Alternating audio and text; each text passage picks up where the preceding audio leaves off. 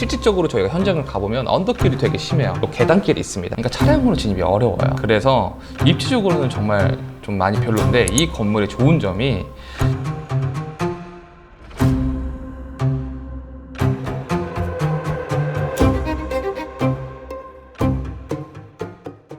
안녕하세요, 오너스 여러분들. 위어너스의 서채원입니다. 최근에 날씨가 정말 많이 추워졌습니다. 영하 10도까지도 내려가기도 하니까 여러분들도 부디 감기 조심하시고요. 저 1월 셋째 주 매매사례 한번 이야기 나눠보도록 하겠습니다. 첫 번째 건물입니다. 신사동 647-4번지가 거래가 됐어요. 매매 금액은 327억 5천만 원이고요. 토지 평당가가 3억 4천만 원 정도 됩니다. 준공연도가 2000년도고요. 연면적이 225평이고 지하 1층부터 지상 4층인 건물이에요. 여러분들이 아실만한 건물인데 위치부터 보여드리자면 도산공원 바로 앞이에요. 그래서 이쪽 라인이고, 사실 요새 가장 핫한 그 메인 상권 중에 하나죠. 그래서 도산공원을 바로 마주보고 있는 건물이라고 볼 수 있습니다. 그래서 이 건물은 저랑도 좀 관계가 되게 많은데 2019년도 8월에 93억 7천만 원 정도의 건물을 매입을 한 뒤에 2025년에 327억 정도의 매각을 한 거죠. 2019년도 당시에 이 건물을 제가 매입을 도와드렸었습니다. 그 당시에 이 건물도 매입을 하시고 바로 옆에 있는 건물도 70억에 같이 매입을 했는데, 그 당시에 평당 한 1억 정도 수준 내외로 건물을 매입을 해서 오랫동안 보유하고 계시다가 최근에 그 압구정 로데오가 막 3억 5천 4억까지 뛰면서 이 도산공원에 있는 이 라인이 정말 많이 시가가 많이 올랐어요. 그래서 옆 건물은 작년에 다 매도하셨고, 이제 이 건물도 최근에 건물을 매각했습니다. 예상 시세 차익이라고 하면 230억이 좀 넘어가죠. 그래서 그 당시 2019년도 이럴 때는 저금리가 이제 막 시작하고 꼬마 빌딩으로 이제 막 몰렸던 시점이어서 잘 매입해서 정말 큰 시세 차익을 나눴던 사례입니다. 2019년도 그때 당시에는 이렇게 카페 노티드가 있었어요. 맨 처음에 여기 압구정 로데오에서부터 좀 시작을 했기 때문에 정말 장사가 정말 잘 됐었고, 그로 인해서 지금의 카페 노티드가 GFG 회사죠. 이런 회사가 정말 많이 좀 커지게 됐습니다. 그래서 이 라인으로 하면 카페 노티드라든지 바로 밑에 클래피자라든지 파인다잉이라든지 아니면 도넛이라든지 좀 핫한 SNS 음식점들이 되게 많았었는데, 지금도 2026년이잖아요. 그래서 이게 시간이 좀 지나가면서 임대료는 계속 올라가다 보니까 그런 자리들은 계속 비워지고, 다른 이제 브랜드들이 들어와서 안테나샵이라든지 쇼룸으로 쓰고 있으면서 임대료가 계속적으로 좀 상승 견인 역할을 좀 했었죠. 그래서 결과론적으로는 아주 잘 매입하고 아주 좋은 가격에 잘 빠져나오신 것 같습니다. 축하드립니다. 자, 다음 건물로 넘어가도록 하겠습니다. 노년동 19-22번지가 거래가 됐습니다. 매매 금액은 285억에서 5천만 원이 빠졌어요. 그래서 대지 면적은 106평, 준공연도 2003년도고요. 연면적이 343평입니다. 그래서 토지 평당가가 1억 7,400 정도 돼요. 그래서 건물은 이미 거의 다 완성형 건물이라고 볼 수가 있어요. 그래서 이 건물도 위치부터 먼저 보여드리자면, 이 신논현역 3번 출구 나와서 대로에 들어가는 순간 바로 보이는 코너 건물이거든요. 그래서 이 건물도 좀 많이 아쉬웠던 게, 저희 회사 클라이언트 분이 매입 의사를 밝혔는데 조율이나 이런 문제 때문에 아쉽게 놓치게 됐던 건물입니다. 근데 이제 이 건물을 어떠한 특징이라고 보면, 이 매매가 대비 절대적인 금액이에요. 1층부터 상층부까지 전부 다 임대가 세팅이 되어 있기 때문에 여기서 이 건물을 멸실하고 신축을 하거나 아니면 리모델링을 하거나 이런 것들은 크게 무의미해 보이고, 현재 임차인들을 계속적으로 끌고 가면서 이 신혼유형 나오자마자 바로 이면에 있는 코너이기 때문에 임대료로 계속적으로 올라가는 자리잖아요. 만약에 이 라인의 임대료가 계속 상승한다면 제일 먼저 올라야 되는 입지 중에서도 가장 유력한 자리입니다. 그래서 보존하고 있는 임대료를 계속적으로 상승을 시키면서 나중에 이 건물을 팔 때 차기 매수자가 매력적으로 임차료를 느낄 수 있게끔 그러한 작업이 좀 필요한 건물이고, 이 건물의 어떠한 셀링 포인트는 이 입지 대비 평당 1억 7천대면 사실 저렴한 거거든요. 사실 이제 제가 이 입지를 개인적으로 엄청나게 선호하거나 투자 가치가 너무나도 있다라고 판단하는 건 아니지만, 여기는 누가 봐도 역세권이고 이제 코너 건물이기 때문에 좋은 가격으로 잘 매입하신 것 같습니다. 자, 다음 건물로 넘어가도록 할게요. 태평동 1가 대형 빌딩이 거래가 됐습니다. 매매금액 150억이고요. 대지평수가 53평, 준공연도가 64년도인데 2020년도에 건물을 전체 대수선을 했어요. 그래서 연면적 500평 정도 되고, 건폐율은 80%가 넘고 용적률도 868% 정도 됩니다. 그래서 연면적이 500평이에요. 저희 대지평수가 53평인데 강남이라고 생각하면 이중이면 정말 많이 지어야 180평 정도 되는데, 여기는 중구이고 또 핵심 지역이고 또 상업지이기 때문에, 그리고 그 이전에 아주 오래전에 건물을 지었잖아요. 그래서 50평이 전체 연면적이 한 500평 정도 되니까 상당히 좀 큰 거죠. 그래서 토지 평당가가 2억 8천 정도에 좀 거래가 됐었고, 그래서 위치적으로 보면 여기 시청역 4번 쭉 바로 뒤쪽이죠. 관청들 사이로 좀 둘러싸여 있고 주변에 큰 회사들이 되게 많아요. 공기업도 많고 큰 대기업도 많고 작은 기업들도 되게 많기 때문에. 그리고 중구하면 바로 위에 또 광화문도 앞다 있고, 오른쪽으로 가게 되면 뭐 종강역도 있고, 그 옆으로 가면 뭐 종로도 있고, 정말 이 핵심지에 있기 때문에 이 관광객들도 정말 많이 오거든요. 이 보시면 원래 건물이 이렇게 생겼었어요. 근데 2020년도에 이렇게 리모델링을 해서 깔끔하게 1, 2층 근린생활 시설이 들어가 있고, 나머지 상층부 전체는 호텔이 임차소로 들어가 있기 때문에 현재 받고 있는 이 인컴이 월 인컴이 한 4,500만 원 정도가 된다는 겁니다. 그래서 매입하신 분도 이 핵심 입지에 매매 금액 한 150억 정도에 연면적이 500평이고, 일단은 여기가 크게 공실이 생길 만한 이유가 없잖아요. 그리고 그 이전에 호텔로 계속 운영을 하고 있었기 때문에 여기가 또 중심지고 관광객들이 많이 몰리는 가운데 입지다 보니까 호텔도 잘 성업이 될 것 같습니다. 그래서 수익 목적으로 매입하지 않았나 라는 생각에 저는 나름 리즈너블하게 매입을 했다라고 볼 수가 있습니다. 그렇지만 단 나중에 저희가 이 건물을 150억 정도에 매입을 해서 누군가 2년이고 3년이고 5년 뒤에 차기 매수자한테 건물을 팔아야 되는데, 아무래도 이 대지평수가 절대적인 대지평수 때문에 어느 정도의 가격에 팔릴지는 지금 당장에는 좀 머릿속에 그려지진 않습니다. 하지만 지금 당장 받고 있는 월 인컴이 4%를 상회하기 때문에 잘 매입한 것 같다라고 코멘트하고 넘어가겠습니다. 자, 다음 건물로 넘어갈게요. 방이동 126번지가 거래가 됐습니다. 매매 금액 146억이고요. 대지 평수가 251평이에요. 토지 평당가가 5,795만 원이고 준공률은 92년도인데 연면적이 1,000평이 넘습니다. 대지 평수가 200평대 중반이기 때문에 가능한 수치고요. 여기가 2종 일반 주거지역인데 용적률을 289% 정도 받아서 좀 이득을 봤던 건물이에요. 그래서 보시면 건물이 정말 빼곡하죠. 임차 내역도 정말 빼곡합니다. 그래서 저희 정말 생활권에 있는 임차가 많이 들어가 있고, 입지적으로 보면 이쪽이 방위시장이에요. 뭐 송파에 사시는 분들은 다 알겠지만 여기 안에 임대료 수준도 1층에 꽤나 높거든요. 이 방위시장 쪽으로 쭉 나와서 나오는 길목 쪽에 위치한 이 코너 건물이에요.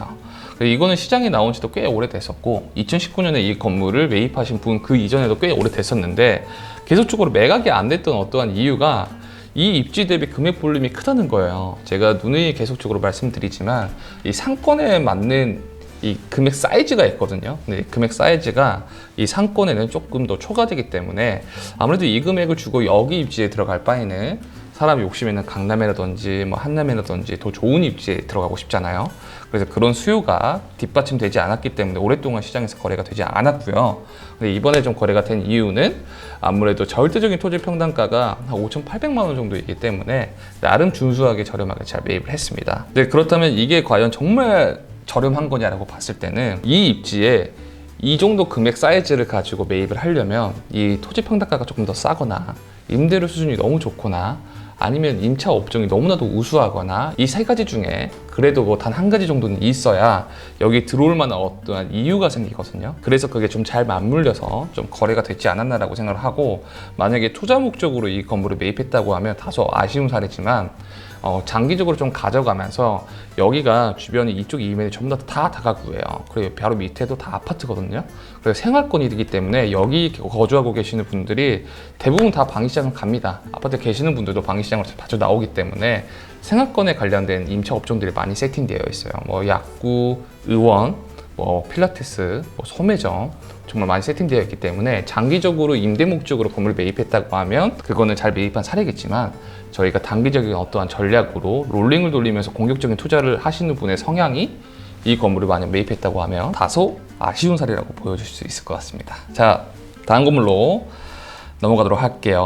네, 논현동 큐브빌딩이 거래가 됐어요. 논현동 16-39번지고요. 매매 금액은 90억 3천만 원, 대지 평수가 76평, 그다음에 준공연도가 2003년도고요. 연면적이 163평이에요. 토지 평당가가 1억 1,869만 원으로 거래가 됐습니다. 입지는 저희가 신사역 여기 대로변이죠. 신사역 역세권으로 분류돼서 보이긴 하겠지만 실질적으로 저희가 현장을 가보면 언덕길이 되게 심해요. 그리고 여기 3번 출구 쪽에서 이쪽으로 걸어 오르면 또 계단길이 있습니다. 그러니까 차량으로 들어오긴 어렵고요. 도보로는 들어올 수가 있습니다. 그리고 이쪽 사이길은 정말 가파른 언덕이거든요. 그래서 역세권으로 보여지긴 하지만 사실은 직선도로로 따지면 500m가 조금 넘는 난이도를 좀 겪고 올라와야지만 이 건물에 들어갈 수 있습니다. 그리고 최근에 이 건물의 주변으로 여기 이제 빈 나들지 땅이 있죠. 이게 대한항공에서 건물을 매입을 했어요. 그래서 대한항공이 건물을 이제 지을 예정인데, 그렇게 된다면 이 건물의 뭐 호재인지 아닌지는 사실은 크게 중요치는 않지만, 대한항공이 좀 들어오게 되면 이 건물이 트래픽이 좀 많이 존재하지 않을까라는 생각이고, 다시 건물로 넘어와서 보시면 제가 아까 여기 말씀드렸던 이쪽이 계단을 타고 올라와야 돼요. 그러니까 차량으로 진입이 어려워요. 그렇다고 이쪽으로 또 차량이 들어오는 것도 좀 애매합니다. 그래서 입지적으로는 정말 좀 많이 별론데, 이 건물의 좋은 점이 1층 자체가 전부 다 필로티예요. 전부 다 필로티라서 주차가 상당히 좋습니다. 그리고 이것도 애당초 업무용 시설, 즉 사업 목적으로 건물이 좀 어느 정도 지어졌기 때문에 임대 세팅하기에는 정말 좋은 건물입니다. 근데 다만 저희가 또 투자적인 관점으로 봤을 때는 좀 많이 애매한 입지에 들어가 있죠. 그래서 이 건물은 총 3차례가 건물이 거래가 됐어요. 2019년도에는 57억 정도의 건물에 매입을 했고요. 2019년도, 2020년도, 2022년도까지는 그래도 비교적 저렴한 건물을 살 수 있었던 시장이었기 때문에 저렴하게 매입을 했다가 이때가 불장이었죠. 그래서 2021년도에 99억에 매입을 합니다. 99억에 매입을 하고 나서 이 건물을 그때 당시에 좀 비싸게 산 거예요. 여기 입지에 아무리 건물이 지어져 있어도 사실 입지적으로나 물리적으로 봤을 때는 비싼 가격이라고 생각을 하겠죠. 그래서 매입하신 분이 계속적으로 가지고 가시다가 최근에 2025년도에 90억 3천에 던진 케이스입니다. 그러면 99억 정도로 가지고 건물에 매입을 했기 때문에 단순 이 금액 차이만 봐도 한 10억 정도인 거고, 거기에 들어가는 취득세, 대출이자 여러 가지를 다 풍파를 겪었기 때문에 10억대 중반을 넘어가는 손실을 보고 매각하지 않았나라는 좀 생각입니다. 그래서 여러분들도 신사의 역세권이네, 이 정도 금액 사이즈나 입지가 정말 괜찮네 라고 판단하는 것보다는 내가 이제 임차사 입장으로 이 건물을 쓸 것인가가 가장 중요할 것 같아요. 그래서 저 같은 경우는 많은 고객분들하고 좀 이야기 나누지만 머릿속에 그려지는 것들이 조금이나마 있어야 된다고 반드시 말씀드리거든요. 존재하지 않지만 한번 상상을 한번 해보는 거예요. 100억에 매입을 해서 이 건물을 어느 정도 손을 대고 적정한 임차를 맞춰서 향후 몇 년 뒤에 120억, 130억의 시장에 내놓는다면, 그리고 그 금액이 현재 가치로 봤을 때 정말 말이 안 되는 금액인 건지, 아니면 어느 정도 고개를 끄덕일 만한 합당한 금액인 건지라는 생각을 한번 해보면 스스로가 납득이 될 만한 가격이라고 한다면 그런 건물들을 투자를 다 내는 건 괜찮겠지만, 사실은 이제 이렇게 조금 추구 전략이나 디테일하게 따지지 않고 매입하시는 분들이 상당히 많거든요. 다시 한번 말씀드리지만 이 시장에는 현명한 투자자분만 계시는 게 아니에요. 이렇게 투자를 했다가 돈을 잃으시는 분들도 상당히 많고, 정말 여러 가지 케이스가 많기 때문에 제가 100% 다 말씀드릴 수는 없겠지만, 여러분들도 어떠한 건물을 살 때 미래 가치를 현재 가치로 다시 환원을 해서 한 번 더 생각해보고 반추해보고 주변 분들하고 의견을 나누고 투자 결정을 하시는 게 가장 실패를 하지 않는 길이지 않을까 싶습니다. 자, 다소 아쉬운 사례였고요. 다음 매매 사례로 좀 넘어가도록 하겠습니다. 망원동 건물이 거래가 되었습니다. 망원동 376-15번지고요. 매매금이 78억, 대지평수가 82평이고요. 2025년 8월에 준공이 됐고, 연면적은 227평, 지하 1층부터 5층이고, 토지 평당가가 9,500만 원에 거래가 됐습니다. 그러니까 2024년도에 건물을 매각하신 분은 47억에 매입을 해서 건물을 지어서 매각을 한 거죠. 그리고 현재 이 건물은 전체 공실로 인지하고 있습니다. 그래서 건물 사진은 이렇게 생겼고요. 위치로 본다고 하면 여기가 망원역이죠. 저희가 망원역 하면 가장 유명한 망원시장길입니다. 이거 만약 투자 목적으로 매입했다고 하면 다소 조금 아쉬운 매매 사례라고 생각하고요. 만약에 사업 목적으로 건물을 매입했다고 하면 그래도 잘 매입한 사례라고 생각을 합니다. 왜냐면 여러분들도 아시겠지만 결국에는 건물을 신축하는 거는 감가상각이 되거든요. 저희가 뭐 브리핑 제안서나 이런 거 받아보면 뭐 건물가액이 평당 얼마다 이런 얘기가 있는데, 사실 그 건물은 잔존가치잖아요. 잔존가치는 결국에는 영원이 된다는 거예요. 그렇다면 저희가 비교해야 될 게 이 토지의 어떠한 가격이 제일 중요한 거거든요. 그래서 토지의 향도 되게 중요하고요. 절대적인 가격으로 봤을 때 평당 9,500만 원 이 정도 입지라고 한다면 나중에 빠져나올 때 90억, 100억 정도를 주고 내 건물을 매입해줘야 될 매수자가 필요한데, 여기에 들어올 만한 이유가 딱히 없어 보이긴 합니다. 그래서 사업 목적으로 매입하셨다고 하시면 잘 매입한 사례겠지만, 투자 목적으로는 다소 아쉬운 매매 사례가 아닌가 라고 생각합니다. 자, 다음 건물로 넘어가도록 할게요. 자, 방배동 853-3번지고요. 매매금액 67억, 대지평수가 53평, 토지평당가가 1억 2,600만 원이에요. 제2종 일반 주거 지역이고요. 2025년도에 건물이 준공이 돼서 연면적이 144평인 지하 1층부터 4층인 꼬마 빌딩이 거래가 됐습니다. 그래서 2023년도에 40억 5천 정도 주를 주고 이 건물을 매입을 한 다음에 건물을 지어서 67억에 매각한 케이스입니다. 단순하게 봐도 연면적이 150평이니까 건축 비용, 인허가 비용, 금융 비용, 건물 취득세, 토지 취득세 이런 거 다 따져보면 건물 매각하신 분도 크게 남는 거 없이 매각한 걸 볼 수가 있죠. 그래서 입지적으로 본다고 하면 보시면 여기가 원페릴라입니다. 원페릴라 아파트가 신축 아파트죠. 아직 입주를 안 한 것 같은데 여기 아파트가 30평대가 평당 1억이 훌쩍 넘어가는 그런 아파트고 고급 아파트라고 볼 수가 있는데 그 아파트 라인에 위치한 이 코너 건물이에요. 그런데 이 코너 건물을 신축 건물로 60억대 정도에 매입했는데 토지 평당가가 1억 2천 정도다 라고 한다면 매입하신 분은 얼핏 이렇게 보더라도 잘 매입한 사례인 것 같고요. 다만 이제 임차 세팅을 어떻게 해야 될지는 한번 고민 한번 해봐야 될 것 같습니다. 아무래도 아파트 앞이다 보니까 소매점이나 필라테스나 생활권 업종들이 많이 들어올 가능성도 높지만 반대로 이쪽으로 나가면 바로 대로변이고 은근히 이쪽이 나름 나쁘지 않은 역세권이거든요. 그렇기 때문에 소형 사옥으로 쓸만한 니즈가 있다고 하면 사옥으로도 맞출 수 있을 것 같고 60억대 건물 중에서 건물이 다 지어져 있고 그래도 나름 저렴하다고 판단되는 건물들이 그렇게 많이 없어요. 그렇기 때문에 매입하신 분은 잘 매입했지 않았나라고 생각이 들고 매각하신 분은 다소 아쉽지만 다음 투자를 더 열심히 해서 좋은 투자를 충분히 더 하실 수 있을 거라 생각합니다. 자, 다음 건물로 넘어가도록 할게요. 물레동 2가 39-1번지가 거래가 됐고요. 매매 금액은 49억 1천만 원, 토지 평수가 80평, 토지 평당가가 6천만 원입니다. 60년도에 준공이 됐고요. 지금은 지상 2층으로 거의 단층짜리 건물이라고 볼 수가 있어요. 입지적으로 본다면 물레역 내려와서 이 창자촌 맞은편입니다. 그래서 이쪽은 전부 다 묶여 있는데 이쪽은 안 묶여 있는 걸로 알고 있어요. 그래서 이쪽 부분하고 이쪽 부분, 그 다음에 반대편 찬장통까지 이 젊은 세대들이 정말 많이 들어오고 아기자기한 소매점부터 맛집 되게 많거든요. 그래서 여러분들도 이런 물레동 한번 다녀보시면 좋을 것 같아요. 그래서 투자적인 관점으로 봤을 때는 금액대 볼륨이 작잖아요. 그리고 여기가 중공업 지역이잖아요. 그냥 파킹용으로 매입하시지 않았나라고 생각합니다. 이거를 저희 전체적인 대출을 너무 많이 일으켜가지고 매달 몇백만 원 이렇게 로스를 내서 가져가는 전략보다는 현금 보유량이 조금 있으신 분이 물레동이 나중에 상승할 걸로 좀 판단하셔서 파킹용으로 매입한 것 같고요. 가격은 소소하게 잘 매입하신 것 같습니다. 예전에 물레동이 성수동이 뜨기 시작할 때 그 시점부터 같은 중공업 지역인데 이쪽도 뜨지 않겠냐라고 이야기가 정말 많이 나왔었거든요. 그리고 그 이전부터 계속 이어져 왔던 여기 사이길이 창작촌이에요. 그래서 정말 단층짜리 작은 익선동 버전이라고 보면 되는데 여기 안에 아기자기한 건물들도 많이 있고 이쪽 안쪽으로 들어가게 된다고 하면 이 공장 자체를 갤러리로 쓰기도 하고 사무실 용도로 쓰기도 하는 이러한 곳들이 계속 생겨나기 시작하면서 물레동도 성수동처럼 될 가능성이 매우 높다라고 생각해서 그 당시에 투자를 하셨던 분들이 꽤나 많았습니다. 그리고 지금도 물레동이 과연 성수처럼 갈까라고 생각하시는 분들도 있고 예견하시는 분도 상당히 많아요. 근데 제 개인적인 생각은 필지나 바운더리로 봤을 때는 너무나도 확장 가능성이 있어 보이는데 가장 큰 단점은 입지죠. 여기가 서쪽이잖아요. 강서 쪽이 있다 보니까 영등포 구 자체가 워낙 다른 구들에 비해서 많이 낙후는 되어 있지만 입지적으로 봤을 때 여기를 저희가 중심지라고 한다면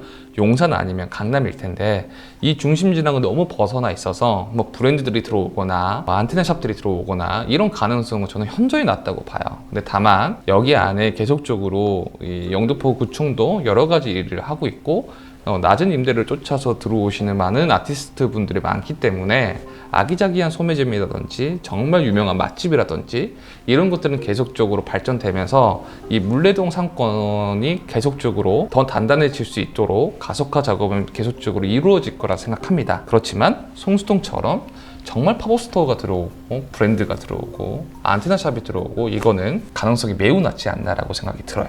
자, 다음 건물로 넘어가도록 할게요. 도선동 406번지가 거래가 됐습니다. 매매 금액은 38억 7천만 원이에요. 대지 평수가 50평이고요. 토지 평당가가 7,679만 원입니다. 준공 연도는 90년도인데 리모델링을 2022년도에 간단히 하셨나 봐요. 그래서 지금 월 인컴이 895만 원으로 꼬마 빌딩이 거래가 됐습니다. 그래서 이게 위치적으로 보면 이 상왕십리역 2번 출구 위쪽으로 올라가다 보면 이 건물입니다. 꼬마 빌딩이죠. 그래서 지도상으로 봤을 때나 입지적으로 봤을 때는 괜찮게 좀 거래가 됐다는 걸 볼 수 있어요. 근데 이 건물도 사실 시장에 나와 있는 지 꽤나 오래됐었거든요. 그래서 저는 이러한 건물들을 팔리면서 느끼는 게 이 빌딩 시장이 계속적으로 훈풍이 부는 것 같아요. 이 꼬마 빌딩이 애매한 입지, 그 다음에 외곽적인 입지 이런 것들이 정말 많이 소진이 되고 있다 보니까 2026년도는 작년 대비해서 거래량이 조금 더 증가하고 계속적으로 우상향으로 흘러가지 않을까 싶습니다. 그래서 이 건물을 간단하게 코멘트 해보자면 여기가 센트러스 아파트 상권이에요. 그리고 여기 보이는 데가 상가동이거든요. 이게 저희가 왕십리역이랑 상왕십리역은 좀 전혀 다릅니다. 왕십리역은 GTS부터 해서 많은 노선이 다니는 상권이고 바로 한양대가 맞닿아 있기 때문에 학생들로 인해서 집객력이나 유입력이 좀 더해져서 상권이 만들어졌기 때문에 시장길이라든지 대로변이라든지 좀 활성화가 되어 있고요. 여기 상왕십리역은 여기서 소비할 바에는 오히려 바로 한정거장에 있는 왕십리로 가서 소비하시는 분들이 또 상당히 많아요. 그리고 이 건물의 어떤 입지적으로 봤을 때 여러분들이 이 건물의 주변에 거주하시는 로컬 분이시거나 아니면 이 주변으로 건물 소개 받으셨거나 뭐 임차로 계시는 분들은 너무나도 잘 알겠지만 대부분 역출구 앞인데도 임대료 수익이 막 높지도 않고 가격이 그렇게 또 비싸지도 않아요. 근데 그 이유가 이 건물을 실제로 현장 가보시면 이 센트러스 아파트 안에 상가동 있잖아요. 거의 다 이쪽으로 가서 소비를 합니다. 그렇기 때문에 여기가 1, 2층 이런 상권들이나 근린생활시설이 많이 약해요. 왜냐하면 바로 전역에는 왕십리역의 유입력이나 집객력을 뺏기고 이 건물 역세권이 나오면 굳이 내가 지상으로 나와서 소비할 바에는 이 건물 안에 있는 역출구 바로 앞에 있는 이 아파트 단지 내 상가를 이용하면 되기 때문에 오히려 이쪽이 시설도 깔끔하고 화장실도 깔끔하거든요. 그래서 1, 2층 근린생활시설이 상당히 낮다라는 게 매우 큰 단점 중에 하나입니다. 그런 걸로 봤을 때 입지적으로는 정말 별로일 수 있으나 개별 물건지가 30억대고 역주가 앞이고 또 토지 평당가가 뭐 7천만 원대 수준이라고 한다면 그 나름 뭐 소소하게 매입한 게 아닌가라는 좀 생각을 합니다. 뭐 이런 비슷한 상권이 합정동 가보면 메시나폴리스가 상가동이 너무 잘 되어 있잖아요. 그래서 메시나폴리스가 나가 있는 출구 쪽에는 근린생활 시설이 많이 죽어 있어요. 근데 그나마 거기가 합정이고 마포이기 때문에 안쪽 한면, 2면, 3면까지도 근린생활 시설이 들어올 수가 있었던 거지 뭐 상암실이 여기거나 뭐 다른 쪽이거나 이렇게 한다고 하면 집객력이 웬만해서 거의 다 뺏겼을 겁니다. 그래서 여러분들도 임장을 다니면서 이런 것들을 충분히 체크하시고 레퍼런스 삼아서 투자에 좀 도움되시면 좋겠습니다. 네, 석촌동 건물이 거래가 됐습니다. 석촌동 2974-6번지고요. 매매 금액이 33억 5천만 원, 대지 평수가 53평, 토지 평당가가 6,300만 원이에요. 85년도 건물인데 2022년도에 간단한 리모델링 하신 것 같아요. 그래서 지하 1층부터 지상 4층이고 월 인컴이 한 800만 원 정도 들어왔던 건물입니다. 이 건물은 2021년도에 27억 8,500만 원에 매입해서 4년 뒤에 33억 5천만 원에 매각한 거예요. 이 건물을 매각하신 분도 사실 시세 차익을 거의 안 보고 매각하신 거죠. 여기 헬리오시티죠. 2만 세대가 사는 헬리오시티예요. 그래서 헬리오시티 안쪽에 위치한 이쪽 길이라고 보면 되고 이 건물도 시장에 나와 있는지 너무 오래됐어요. 근데 이제 이런 건물이 시장이 좋아지면서 현금이 오갈 곳 없으면서 이제 이런 건물도 다 소진이 된 거죠. 그래서 간단하게 이 건물에 대한 코멘트를 하자면 이 꼬마 빌딩이다 보니까 선택지가 그렇게 많지가 않아요. 그래서 제가 이 매매사례 리뷰를 할 때 이 꼬마 빌딩에 관련된 거를 제 의견을 계속적으로 피력해서 말씀드리는 게 과연 맞는 것인가라는 생각이 좀 꽤나 들었었거든요. 왜냐하면 현금은 한정적인데 고를 수 있는 건물들도 한정적이다 보니까 금액에 맞게 건물을 매입하시는 경우들이 상당히 많습니다. 그래서 뭐 100억대, 200억대 보시는 분들보다 꼬마 빌딩이 빠르게 결단 내리고 빠르게 매입하신 분도 상당히 많아요. 왜냐면 물건지 자체가 한정적이기 때문에 오늘 보고 내일 하거나 오늘 보고 일주일 뒤에 하거나 이러신 분들이 상당히 많습니다. 근데 이제 이 건물만을 제가 다시 말씀드리자고 한다면 입지나 이런 것들은 너무 아쉽죠. 너무 아쉽고 여기는 이 정도 금액이 좀 떨어져야지만 팔릴 만한 입지였는데 아무래도 꼬마 빌딩이라는 이 전체 볼륨대가 있기 때문에 그리고 또 물건지는 또 한정적이잖아요. 그런 걸로 봤을 때는 제가 따로 코멘트 하진 않겠지만 그래도 이 현금을 자산으로 치환시켰다라는 어떤 점에서는 잘 매입하신 것 같습니다. 자, 다시 돌아와서 여기가 이제 헬리오시티인데 이쪽이 상권이 좀 꽤나 애매하긴 해요. 여기 들어오는 입구 이 정도 도로변 정도는 글리세마시도 들어가 있고 프랜차이즈도 들어가 있고 하는데 이 올라가는 길목이라든지 안쪽도 공실이 좀 상당히 더 많습니다. 그 이유가 아까 앞서 말씀드렸던 것처럼 이 헬리오시티가 거의 2만 세대가 살아요. 그리고 이쪽에서 차량 나갈 때도 정말 많거든요. 차가 너무 많고 사람도 너무 많아요. 그래서 저도 이제 아파트만 보러 다닐 때 헬리오시티도 가고 했었는데 너무 이 세대수가 많다 보니까 또 그것 또한 단점이더라고요. 헬리오시티도 동일하게 여기 안쪽에 상가가 너무 잘 되어 있습니다. 이 단지 내 상가가. 여기 앞에 있는 음식점을 갈 바에는 조금 더 나은 선택지들이 있기 때문에 아무래도 이쪽이 그래서 임대 수준이 예상외로 좀 낮은 이유이지 않을까라고 좀 생각이 듭니다. 오늘 나눈 매매 사례는 여기까지 하는 걸로 하고요. 저희가 못 보여드린 꼬마 빌딩이나 매매 사례들이 너무나도 많은데 이런 걸 하나하나 코멘트를 하게 된다고 하면 분량도 너무 많아지고 하다 보니까 제가 그나마 설명드릴 수 있는 걸로 좀 줄여서 말씀드린다는 점을 좀 이해해 주시기 바랍니다. 우리 모두 빌딩의 오너가 되는 그날까지 위어노스가 함께 하도록 하겠습니다. 빌딩 매입 상담이라든지 궁금하신 점이 있다면 언제든 인스타 DM이라든지 더보기란에 문의를 주시면 답변 드릴 수 있도록 하겠습니다. 감사합니다.